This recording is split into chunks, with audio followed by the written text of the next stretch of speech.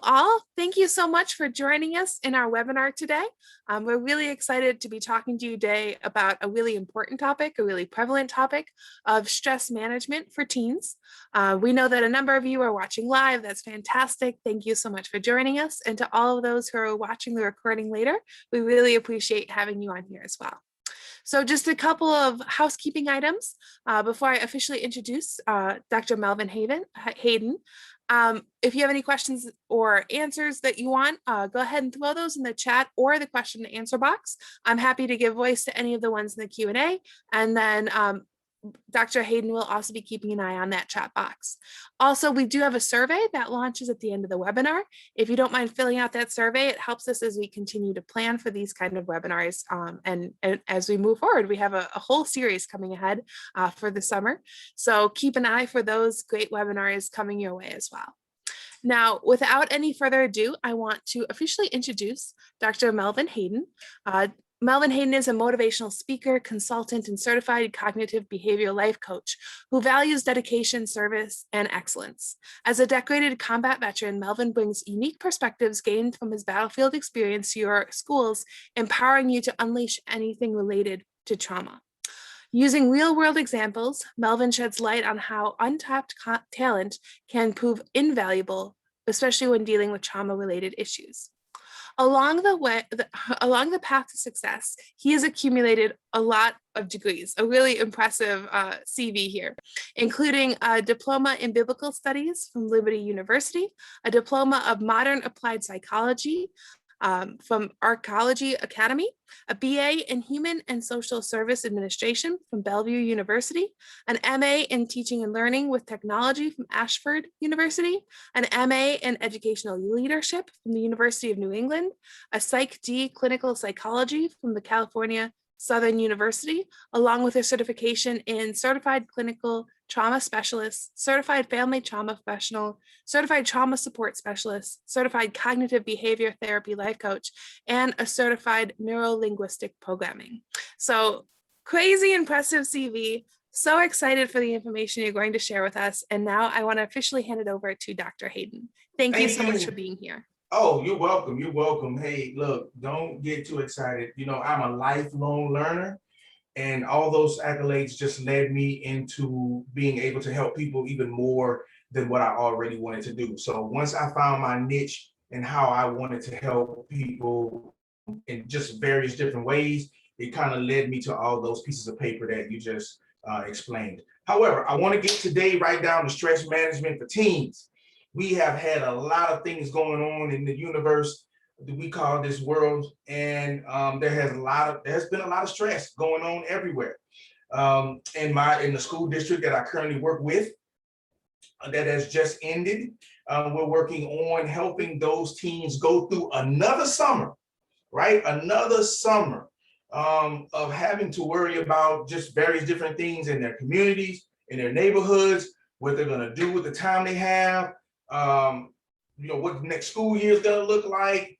What do they have to, mask, no mask? And teens normally or typically don't stress out the way adults do. I want to say I'm certified in behavior 12 to 13-year-olds because my 12, 13-year-old right now is taking me through it. And I'm learning a lot of different ways that teens do not want to talk. They bury their heads in their phones, they bury themselves in their rooms, and you have to be very creative on how we're going to get them out, and especially when they come to school, how we're going to get them to open up. So with that being said, teens experience more stress when do teens experience more stress? They perceive a situation as one, dangerous, which can lead to anxiety, withdrawal, and aggression. A situation where it's difficult, physical illness or poor coping, or painful, drugs and alcohol use. And when they do not have the resources to cope, what do? Well, let's go back. Danger. What a teen perceives as danger is definitely not what we perceive as danger. We have, educators, parents, counselors, mentors, we're all at a level where we've seen things on a dangerous level that can really scare us. And those things can be pretty much anything that has to deal with the affecting a kid, affecting your way of life, or affecting a family member. However, when teens look at danger, look at what it says. It says it can lead to anxiety, withdrawal, or aggression. A lot of times as adults, we look at danger and we run to it and want to help. We try to fix the problem. Well, with a teen, and when I say teen, I want to go all the way from middle school to, make sure I'm talking about middle school through high school. Anxiety is a part of what they feel is dangerous. Withdrawal is a part of what they feel is dangerous. And some are aggressive. When when a kid can't go to school because they feel like it's dangerous, those two main things, anxiety and withdrawal, can actually create other things. It can spawn off to different things. And now they're in a web, or we get in a web of trying to understand what we're looking at or what we're seeing. And it's very difficult to do that when we don't know where it started. And so we want to be careful. We want to make sure we understand and look at and be mindful, have a watchful eye. You got to hear kids talk. One thing about teens, they talk a lot. They're always talking about what's going on, and we have to train our ears to hear what they're saying. I kind of use like word context. I may hear a sentence that a teen is saying, and I have no idea what they just said. But I have to use context clues in enough of the words that they are speaking that I can kind of put it together so I can ask some lightweight kind of ditzy question that will get them to talking to me so I can kind of figure out what's going on so that I know what they may perceive as dangerous or difficult. A lot of times we have teens that will, be physical ill or have very poor coping skills in the environment they are because things are difficult. Things may seem difficult. We don't take for granted, and I don't take for granted, and we should not take for granted, wearing masks. There is a lot of things that people have said about it. There's a lot the news has said about it. There's a lot that has been pushed, okay, in our society about masks. And you don't think that's difficult. But when you hear teens talking, when you hear, middle schoolers and high schoolers talking about masks and how difficult it is for them to communicate or how difficult it is to wear, a lot of that is because, of course, they hear their parents talking. But when you really ask them questions about the things that they're talking about and the reason why they feel like it's difficult, you really start to understand, where their mind frame is, what they're actually thinking, what they're going through, how they're processing through it. And the other thing that teens is painful. And the reason why I put drugs and or alcohol there is because those are extreme situations where a teen would turn to drugs and alcohol. Now, when I say drugs and alcohol, all right, I do work with a lot of kids. And so you do have to understand that kids don't think, for some crazy reason, they do not consider marijuana or weed as a drug. It's a recreation. It's, if you what did they actually tell me? It was a source of stress relief. That's what it was. It was a source of stress relief, as if they were drinking a cup of green tea with lemon and honey.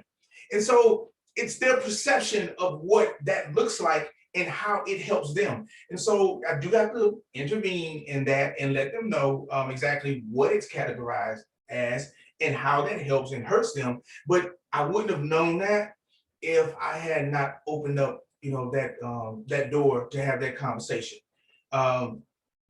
When pain hits, and we're talking about teens, so we're talking about relationships, and relationships with them are not always directed toward boyfriend and girlfriend. Oh my goodness. Relationships with teens are not, far more complicated than I thought, but it's relationships with each other. It is relationships with the opposite sex. It can be relationships with same sex. It can be relationships with parents, relationships with their coaches, with their jobs. It's a lot of things that can contribute to a painful experience for a teen once you understand and know what they perceive as something being painful. And that is once again, another cue. Finding out what that looks like from them. What is painful? What's painful for me is definitely not painful for them. And I had to understand that. And I'm giving you this information because I want you guys to understand that as well.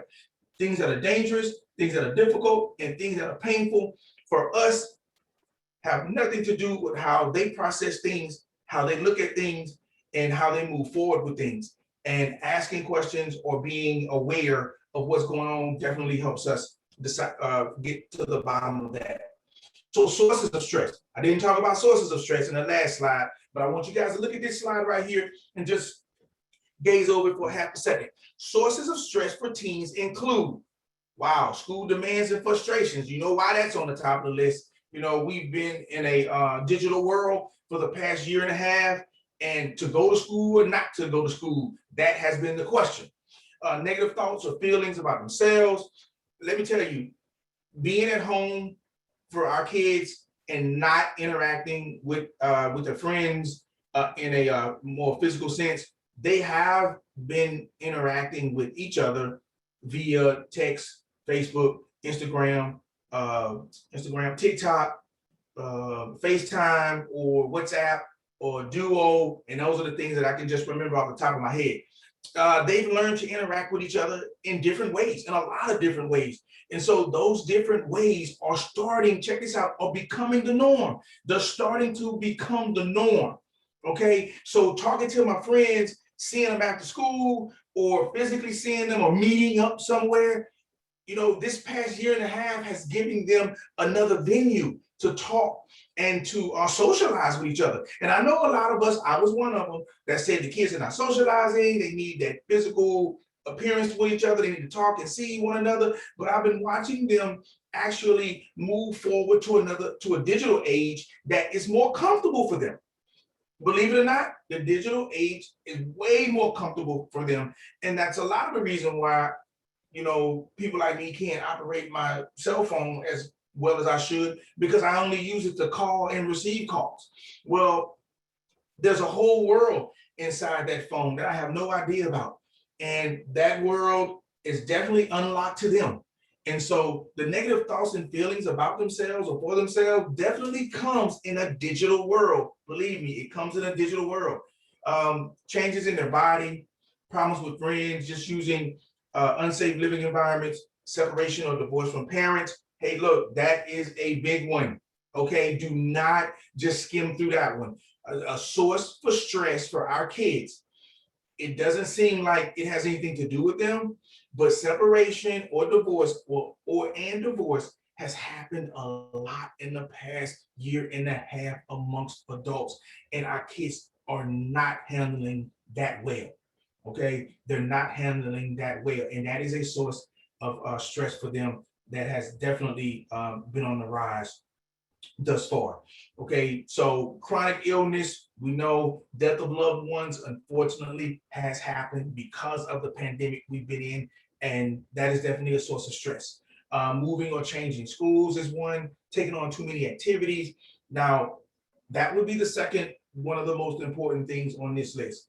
Taking on too many activities or having high expectations. What we have found that has been a large source of stress for our kids is that we have a large number of kids that are between middle and high school that have become surrogate parents to their siblings.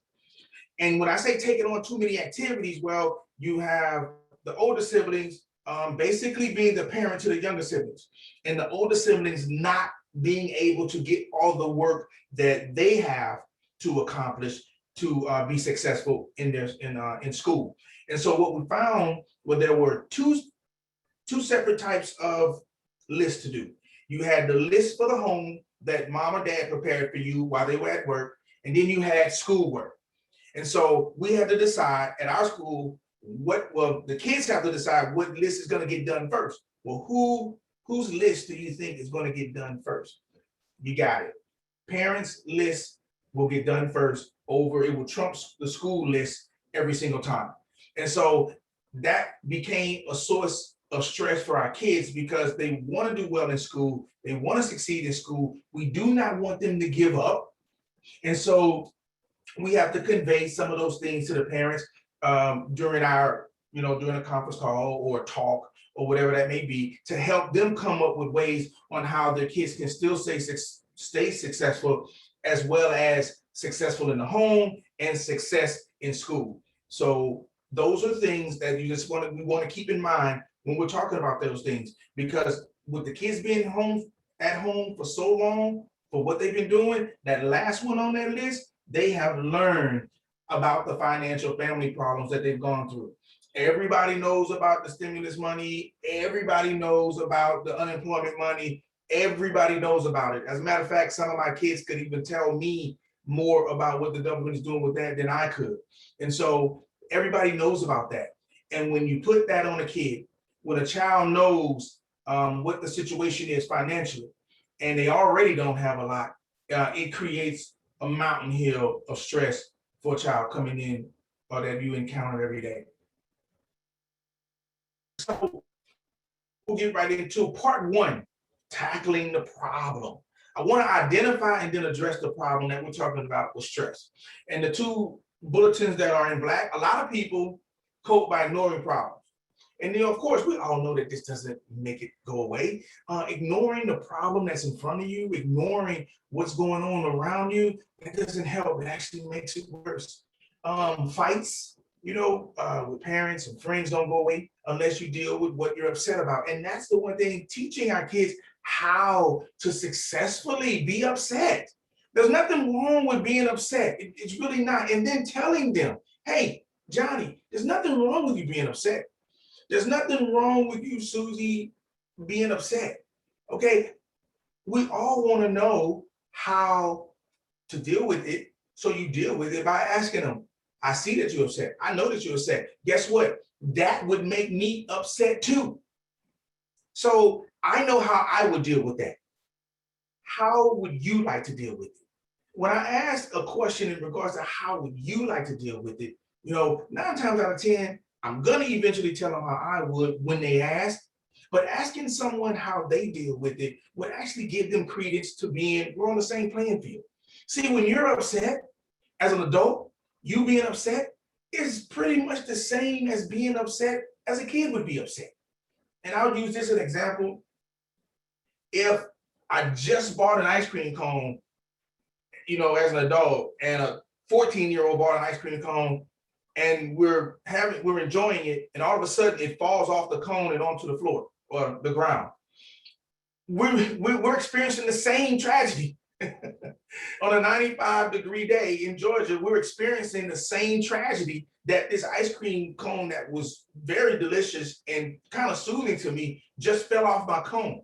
We're both upset. Now, at that point, I'm going to handle it a certain way, and that kid is going to handle it a certain way. And by me asking, how would you handle what just happened to you, and how I would handle what just happened to me, definitely opens the door and gives it, some credence to being able to start the conversation, to know and address the problem as is. Don't look at a kid being upset about something as that's small, or it's not a big deal, or it's no problem. What we want to do is, like the first one says, break the work into small pieces. Break what you're talking about into small pieces. Then do one piece, one small piece at a time. Discuss one small aspect of what's going on at a time. Timelines can help with big projects. And so the next time something comes up, or the next time something happens, or the next time something is introduced in regards to, I'm talking about a snow cone here, but you know what? The next time that kid gets upset, it won't be about a snow cone.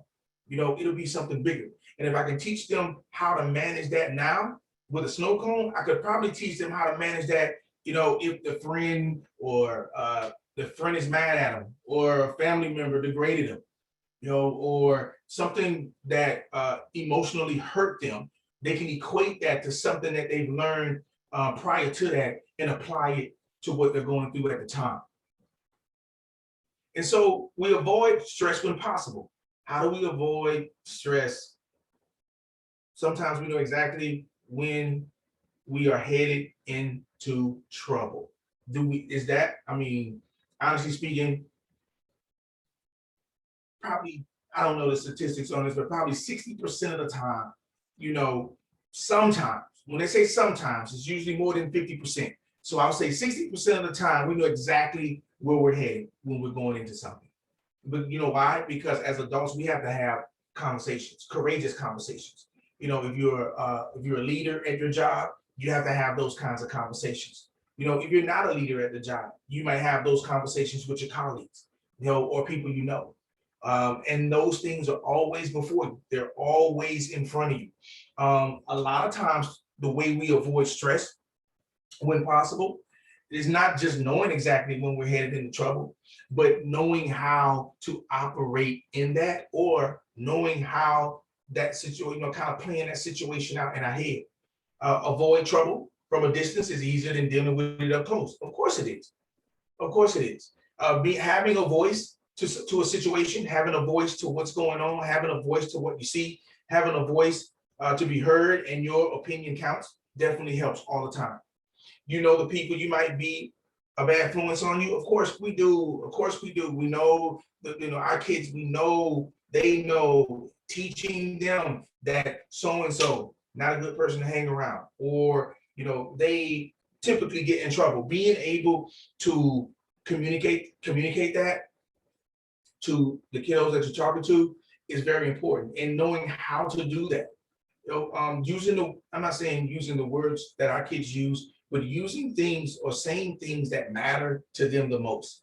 And sometimes it's not about, hey, this kid is bad, you don't want to hang around. You want to maybe have a little information, about a kid. Have something of substance to make the kid you're talking about think about the choice that they're going to make when they decide to hang around, or give credence to this group of kids that they're taking a liking to. And choose not to be around these people, places, and things that mess you up. Same, and that's the same situation as what I said before. You make sure you want to have a little information about what's going on.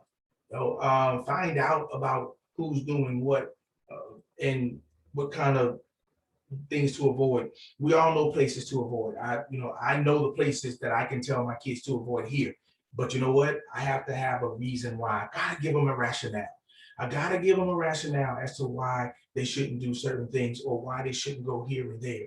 And I hope that they listen to it. I hope that they grab hold to it, and it becomes a part of their lifestyle. Then we're gonna let some things go. Oh, it's very important to try to fix a problem. Everybody wants to fix a problem. When our kids, our middle and high schoolers are going through something, and this is what they're going through, it's natural to want to fix the situation, whether you started it or whether you even had a part in it at all. We have to let them know that sometimes there's nothing you can do to change it. And that's a big deal for our middle and high school kids. Letting go and understanding that no matter what you do in this particular situation, you can't change what's happening. And that's how you contribute to them not having as much stress. And guess what? This is the thing.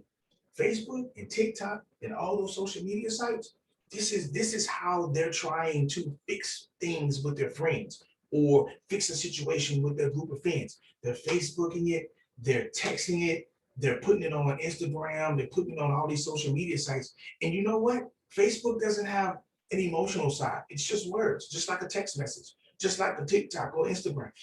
Unless they're doing a video of what they're saying, they're just using words. And they have to know that that could make the situation even worse. So they do, teach them how to let things go. You can't change the fact, number three, you can't change the fact that your parents need to know where you go. So prove that you're responsible and deserve more freedoms. And this is, very typical of a teenager having stress, not wanting to tell their parents when to go. You know why? Because what teenager don't doesn't already think they're grown. It seems like with every birthday that passes, there's a little, I guess they think there's a little bit more adulthood upon the horizon that just they're, bequeathed with. And all of a sudden they start doing things that have nothing to do with being a 16-year-old or 15-year-old or 14-year-old. And so I kind of use I tell parents all the time, even for myself as one, I use the phone as definitely something to show responsibility. It is the most used tool between 12 and 18-year-olds, if they're still in your house, between 12 and 18-year-olds in the world is the phone. And if I can get some responsibility with that, then that is definitely something that I can use um, as a tool for a kid to prove to yourself. If you're in school, what are we doing in school to use that freedom? Everything that we can in the school, within the school classroom, uh, just making sure our kids are coming in stressed. They want their phones. Phones have definitely been a source to some a stress-free place. And it's only a stress-free place because the phone allows them to escape the reality that they're in. What we want to do is give them tangible things, things that are actual real to help them feel less stress in what they're going through without the phone. Okay, without the phone. People who waste their energy worrying about things cannot change, don't have enough energy. Hey, when we get our kids, when we're using models of collaboration with our kids. We going out with them, board games, outside activities, getting them involved with outside activities, just doing different things that will, or allowing them to do different things that will allow them to prove their, that they're responsible. And it's also teaching them how to let things go. When a kid, for say, is playing soccer, or he has a responsibility, or she has a responsibility. They're in a chess club, or they are doing, I guess, tap, dance, or dancing. They're doing some type of activity that requires them to be responsible for themselves and what they're doing. And a lot of times when that happens, the things that are going on with the friends, or and even in personal relationships, they're learning how to categorize those things and learning how to let some things go and take some things on, knowing what the good feels like, knowing what the bad feels like, and they're also learning how to, excuse me, to express themselves in how they take responsibility for what they're doing and for what they're not doing. Part two, taking care of my body. Wow, the power of exercise. We all hear how great exercise is, from going to the gym, to yoga, to taking a walk, to bicycle riding, to hiking. I can't even tell you how many things there are out there that can contribute to taking care of our body and exercising less stress. And these are some of the things that we can do, to help us control that part of our, and it's really about having a balanced part of your day, having a balanced lifestyle, having a balanced system. You control your stress by having a balance in everything you do. If you walk in the morning, or a lot of people have dogs, that has been a great source of stress relief for teens, walking their dogs, something that they couldn't do when they were in school, something that they can or have been doing thus far. You might think you don't have time to exercise when you are stressed, but that is the exact moment that you need to find time to exercise, to have something to do. If it's not, I know a lot of people are not running. I know a lot of, or I don't know if Zoom was still a thing, but that is a great source of exercise. With all the indoor activities that have been created, YouTube is flooded with workout gurus, yoga gurus, mindfulness gurus. They're all over YouTube doing all different types of things and helping us reduce the level of stress that is going on with our bodies and what's going on with us personally. So some people exercise before school so they can focus and learn better, and that's great. But when you're stressed, your body is saying run, so do it. Well, not all the time. Exercise every day, and it helps control your manage. It will actually control your stress level, but it actually helps you plan better to manage your stress. Why is the most important part of your day? Because we don't realize when you're walking. How many? Everybody has a step count. Well, I'm not gonna say everybody, but everybody's phone should be able to count steps. There's a lot of people that count steps. Believe it or not, that is stress relief. Believe it or not, it helps. I didn't realize how often or how many people walk either around their buildings or around their jobs. If you realize, man, I don't sit down every day at my job. But if you're walking around your house, you don't even realize that you've walked 3,000 steps from the living room to the bathroom to the laundry room, to the front room, to outside the mail, to wherever it is in your house. You don't even realize that you're at, that you get 3,000 steps just doing normal stuff every day without even going to work. And so and it helps, believe it or not, it helps. So active relaxation. Hey, when you can flip the switch from being stressed to relaxed if you know how to fool your body. How do you fool your body, Dr. Hayden? How does that even happen? That's not a thing. It is a thing because your body can only use the relaxed or emergency nervous system. Guess what? I'm either relaxed or I'm moving. That's it. And it sounds crazy, right? I'm either relaxed or I'm moving. Well, what about all the other things that go in between being relaxed and being moving? Well, guess what? You're not doing anything but those two things. You can be in a state or a heightened state of emergency. You can be in a state of frustration. You can be in a state of anger or sad or anxiety or any kind of state you could be in. Guess what? It comes back to those two things. Either you're relaxed about what those things are or you're nervous about what those things are. Those two things. So guess what? Because those are two things, here are two great ideas. I know you've seen this before. Breathe deeply and slowly, like going to the doctor's office and they put that cold thing on your back, and it's more about the cold thing on your back than it is about you actually taking a deep breath and putting your body in a relaxed position. Well, actually, we all have to know what a relaxed position is for each and every one of us. Laying down is not a relaxed position for me. And I had to figure that out. Sitting in a certain chair, my feet positioned in a certain way, my body positioned in a certain way, is how my body's relaxed. And guess what? You know how you get really comfortable on the couch and you don't want anybody to bother you because you're in that position. You're in that position and you could fall asleep at any moment, or you could, watch TV or binge watch any show in that position. You don't want to get up to get a drink of water. You don't want to get up to use the bathroom. You don't want to get up to eat. You don't want to get up to answer no phone. You don't want to get up to do anything. That is when your body is in a relaxed position. That is your relaxed position. That is your comfort. That is your safe place. That is what you like. And trust me, when you're in that position, and when you're in that position, you know why you know? Because if the phone rings, you're like, oh, if the doorbell rings, if anything interrupts that moment right there, you can see it on your face. And that's when you're in a relaxed position. You know why you're in a relaxed position? Because in that position, you are breathing deeply. Think about it. You're breathing deeply in that position. You're taking it all in. Your body's relaxed, your toes, your feet, your ankles, your knees, your hip, everything is just calm.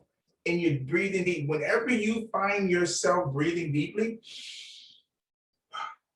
you're in a relaxed position, and it looks different for everybody. So take inventory of when that happens, take inventory of yourself and how that happens, and you'll be fine. You'll know when to do it. Eat well. Yes, eat well. Look, okay, I am not going to preach to you about fruits and vegetables, even though that's on my slide. 1, 2, 3. That's number 4. Okay, I'm not going to say that. I'm not, because it's in red and it's bold, but I'm not going to say it. Point number 6, eat well, because eating well comes along with exercise. It does. It always does. Everyone knows good nutrition makes you healthy. We all know that. Okay. So what I will say is do your best to avoid, when you come from the gym, when you come from a walk, when you've done any type of exercise, even if it's walking around the house and you can account for more than 3,000 steps or more, try to think about one of those highlighted red items that I have listed on number 4. And because I'm not going to say it, the last one says, go to choosemyplate.gov to learn more. Okay. We have been beat over the head with fruits and vegetables, and whole grains. Okay. And it's junk food this, junk food that, sugar food this, sugar food that. Guess what? A well-balanced meal of any kind is good. Okay. Too much of anything is bad. So I'll just leave out. You know what? That's perfectly well said, no. Too much of anything is bad. Okay. So I'm not gonna sit here and tell you I don't eat greasy food. Okay, because I love Five Guys. And a meat lovers Pizza Hut pizza or Papa John's or any meat lovers pizza from any pizza place in America, you would probably see me there sitting there. So I'm not gonna say that part. I'm gonna say that too much of anything is good. And if we do it right in portions, you know, eating well will start to come naturally and we will be successful. Great. All right. Sleep well. Yes. Yes. I love sleep. All right. And I can tell you that number 1, go to sleep about the same time every night is indeed, without a doubt, one of my favorite things to do. Go to sleep every night at the same time. You know, as we're teaching our middle and high schoolers these things, we're giving them the benefit to understand. Now, I just told you about greasy food and all that kind of stuff. Yeah, a teenager's body, a middle schooler's body, their digestive system, of course, that is 10 times better than ours. It is, because we used to do it. We used to be able to eat a whole pizza and maybe a double burger from Five Guys in 3 or 4 hours. Can't do that anymore. So, because we can't do that anymore, we try to pass on some of those good eating habits to our kids, just like we're passing on some of these good sleeping habits to them as well. We want to make sure, we want to stress less team management, stress management. They have to get the exercise, well, 4 to 6 hours before bedtime. They have to, well, it's good to exercise 4 to 6 hours before bedtime. I'm sorry about that. I turned around. It's good to exercise 4 to 6 hours before bedtime. Why? Because we want to make sure that they maximize, their ability to have a good night's sleep. Sometimes our teens don't know what a good night's sleep is. They think that going to bed at 11 o'clock and popping up at 6 is a good night's sleep, or 5 is a good night's sleep. Or some of our teams think that going to bed at 9 o'clock at night, there's nothing wrong with waking up at 10 o'clock the next morning.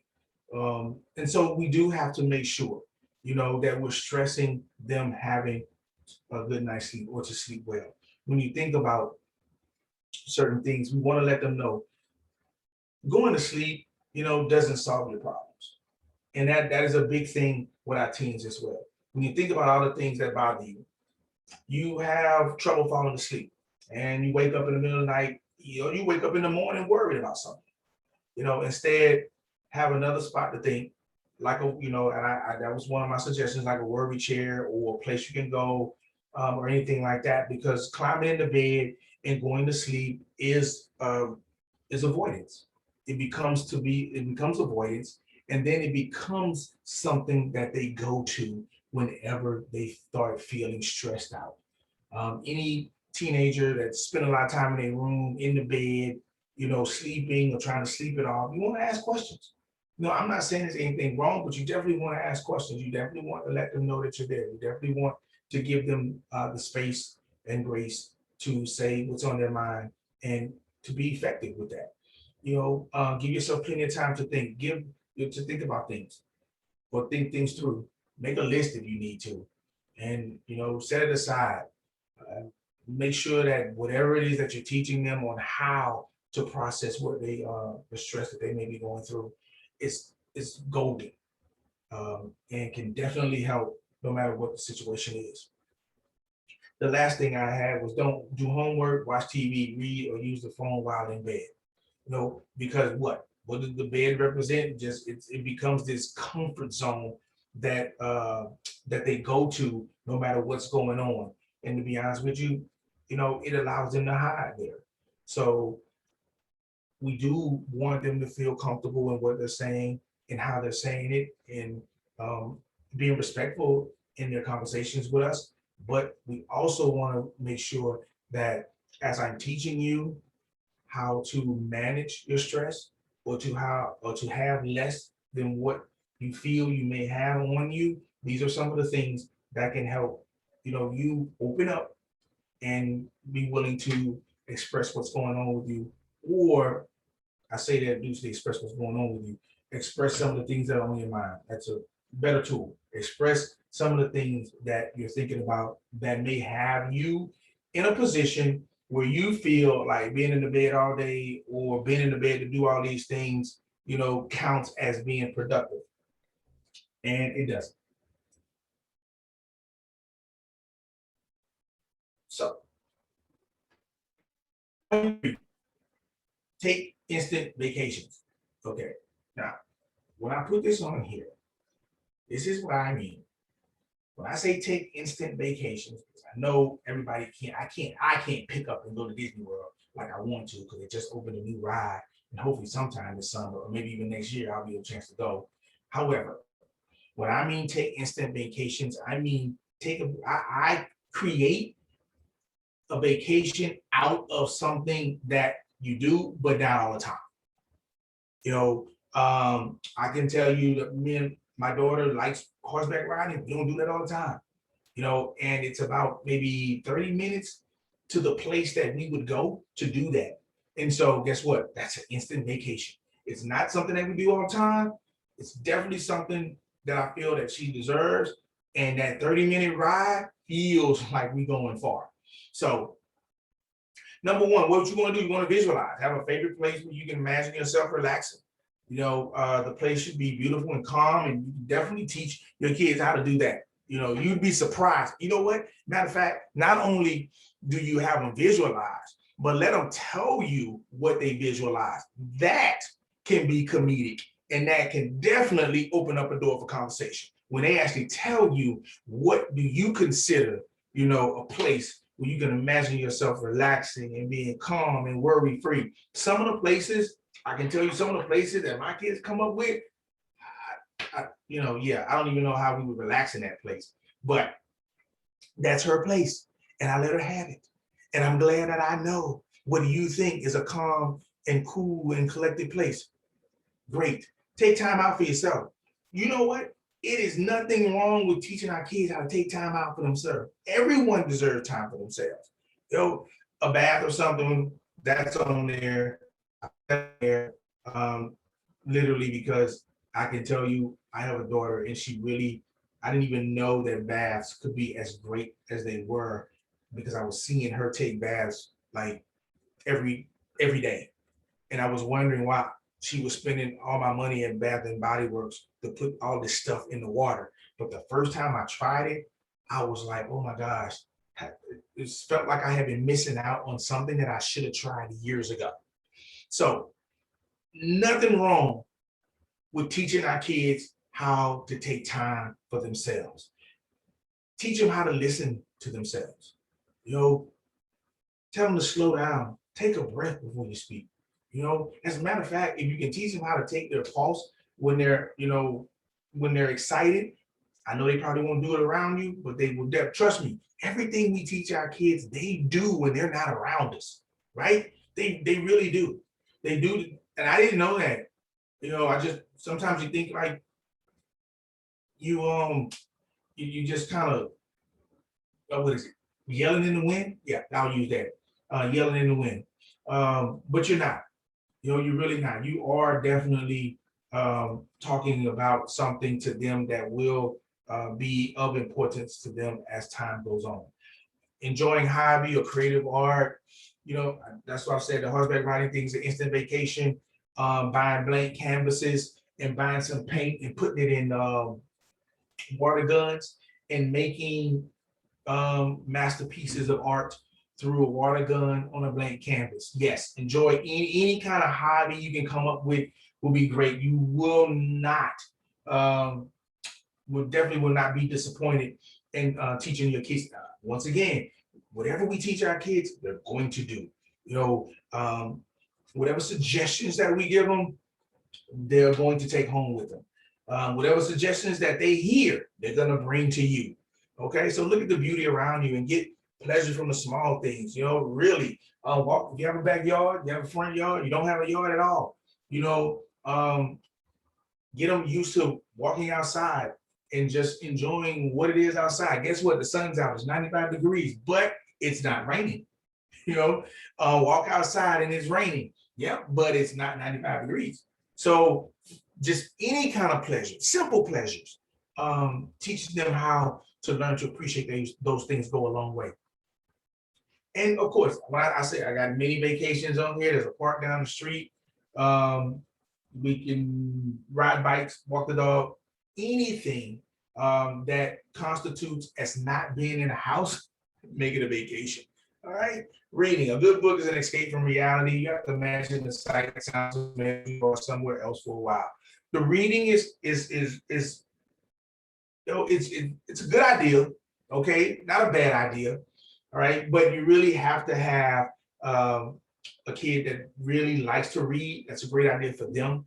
For those that don't really like to read all that much or don't want to spend their time reading when they could kind of be doing something else, I would use the visualization at the top as a source of some kind of storytelling, creative writing, reading tool to get them involved when things that come up that are stressful.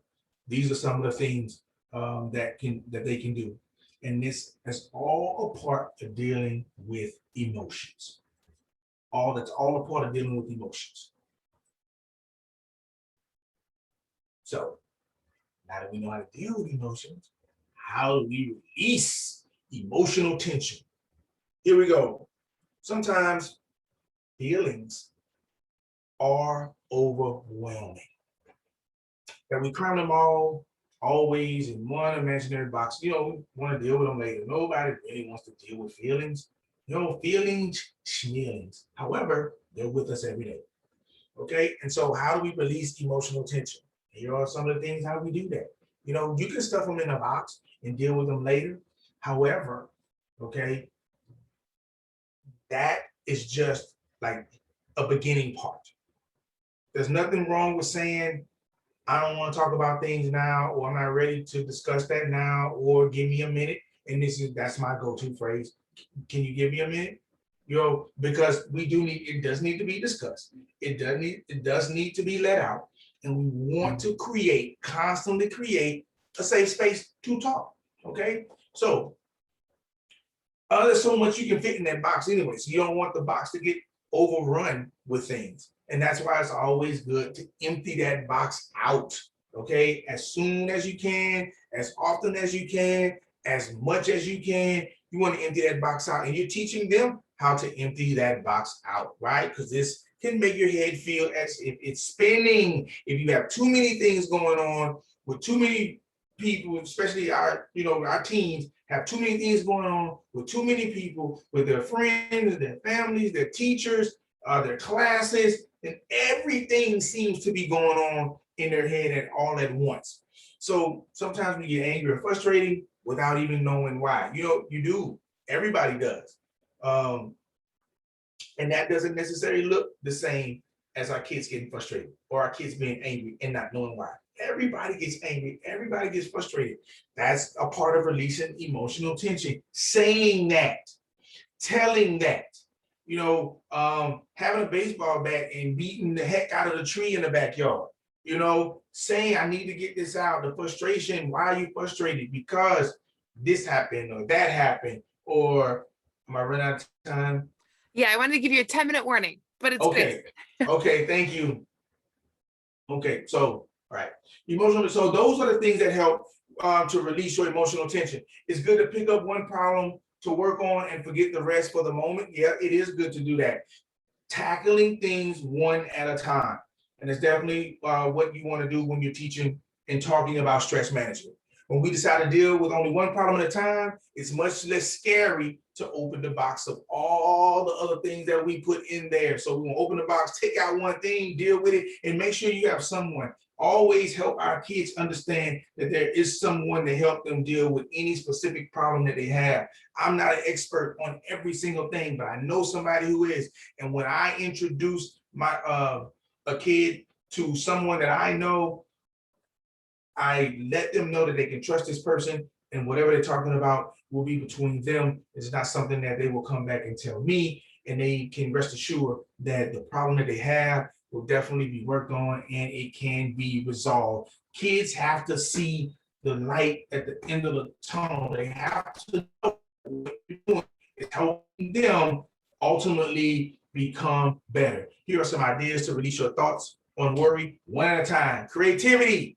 People who have a lot of ways to express themselves, help them express themselves. Oh my gosh, we know a lot of what teens they like to do. And these are just some of the things that I have as creative outlets, and you can definitely go outside with these things and to make that happen. But this is what happens. Here's some ideas. Release your thought. Why? Do you realize that when they're doing art, when they're doing music, when they're doing poetry, when they're singing and dancing, and they're doing all these different things, they're talking. In the midst of the creativity, in the midst of what they're doing, they're talking, they're expressing themselves, they're letting you know what's going on. And you have to take that, grab hold of that. Don't use it against them, but just listen and be that ear to help them see clearly some of the things that are going on with them that can release the worry from their minds. And talking is number two, just say that. Journaling, not everybody wants to write it out. Okay, that's why poetry and singing and rapping, are ways of journaling to those that are creative in that way and don't want to write it out. Guess what?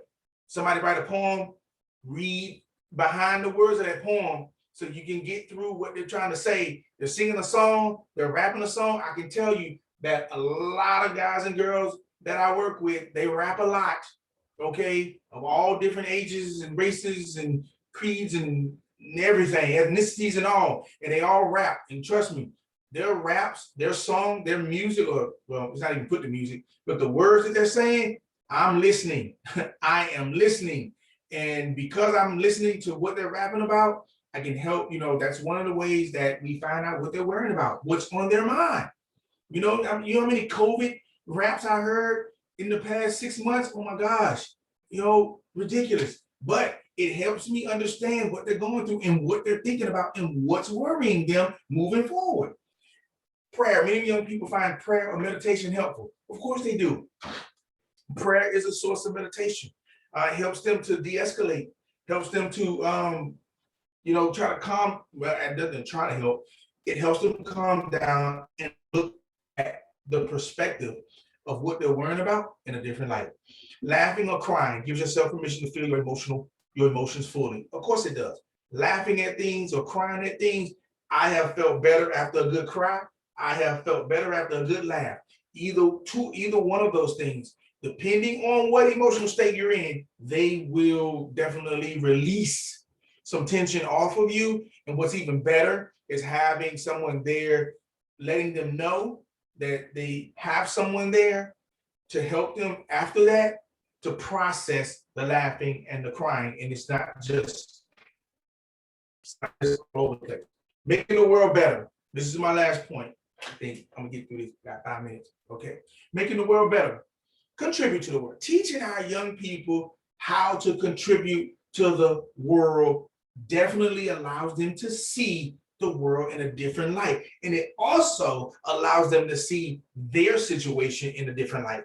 Young people who work to make the world better have a sense of purpose, feel good about themselves, and handle their own problems better. When you have young people that have jobs where they're bagging or volunteering and they're bagging groceries for the homeless, or they're bagging groceries for the less fortunate, or they're putting packages together for third world countries, and they're allowed to see how those third world countries are living and how what they're doing is helping. Oh my goodness, it does wonders for their mindset, does wonders for giving them purpose, giving them direction on what they want to do and where they want to go, and how important it is to continue to keep doing that kind of work, even if they stop doing it later on in life, or they stop thinking about it later on in life. The impact that it has on them right now is so valuable. It's important to understand that you really can make a difference in other people's lives. That's what we want to teach them. That's what we want them to know. And the role of teenagers is to recognize the mistakes adults have made and build a better world. Teenagers always you should hear them criticize how they think the world is because of us. Really, because of what they think we've done as adults. They blame us for the politics. They blame us for the chaos. They blame adults for all the things that are going on right now, because guess what? They have all the answers. And that's great. Allowing them to see things beyond the way we see them and asking them about that is wonderful. So these are some of the references that I've had. The Center for Parent and Teen Communication, the American Academy of Child and Adolescent Psychiatry are two resources. If anybody wanted to go and look up any one of those things and get further information on teen stress management, that'd be great. However, I want to thank you guys today for listening. Hope you use great information, and you take this and just absolutely run with it. Use some of the slides that you saw, use some of the ideas that you may have seen, some of the things that you're already doing, because I know you guys are already doing some of these things. Continue to keep doing and improve on them as much as you possibly can. Thank you. Thank you so much, Dr. Hayden. That was absolutely amazing and powerful and fantastic. I have just one comment and one question in our Q&A box. So if anybody else has any other questions, now is a great time to go ahead and type them in. So the first thing that I wanted to share with you is that the comment that came in is that this PowerPoint is filled with such great points. I'm so glad it's recorded. Do you talk directly to teens about these measures because you are absolutely so powerful? Yes, I do talk to teens about these.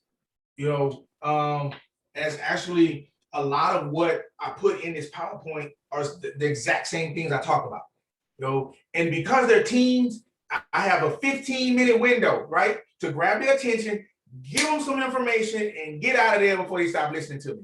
So what I do, so that's why it's broken. So what I do, I take a point, I give them the opportunity to talk about it. We discuss it. I give it 15 minutes, and then I get out of there. Now I'm reading the room also, because if they're involved and they're and I can get everybody's attention, I may can stretch it another 5 minutes. So that's 20 minutes tops that I'm in and out of there, and then I give them ways to talk back to me about some of this stuff, either by dropping something off in my little comment box, or writing in their creative journals, or writing a rap, or some of the things that I expressed here lately on this PowerPoint. But yes, I definitely use all the things that I'm trying to do in here, and I try my best to make it different and make it original every time, because I don't want to sit here and talk to them about journaling all the time, because they know we know Dr. Hayden about journaling. Please stop it. So I try to find different ways that they can incorporate journaling in their daily life. And 10 times out of 10, I always revert back to the phone. The phone is where they put everything in anyway. That's wonderful. And then the second question that came in is, are you willing to share just the PowerPoint? Whatever information okay. that I have that can help out. Not Wonderful. Just the PowerPoint. Yeah, not just the PowerPoint. Yeah. Okay, well, if you'll send me the PowerPoint, we'll start there. And then too, if anybody wants other information, you can email the NASCO Engage account, which is where your confirmation came through from the Zoom webinar. And then I am more than happy to act as an intermediary and get you anything that you might have questions about or need from Dr. Hayden. And we want to make sure that we respect everyone's time, including Dr. Hayden's, including all of our attendees. So I want to thank each and every one of you for participating tonight. And thank you so much, Dr. Hayden, for your powerful talk. And we hope to see you all again soon. Thank you. Thank you.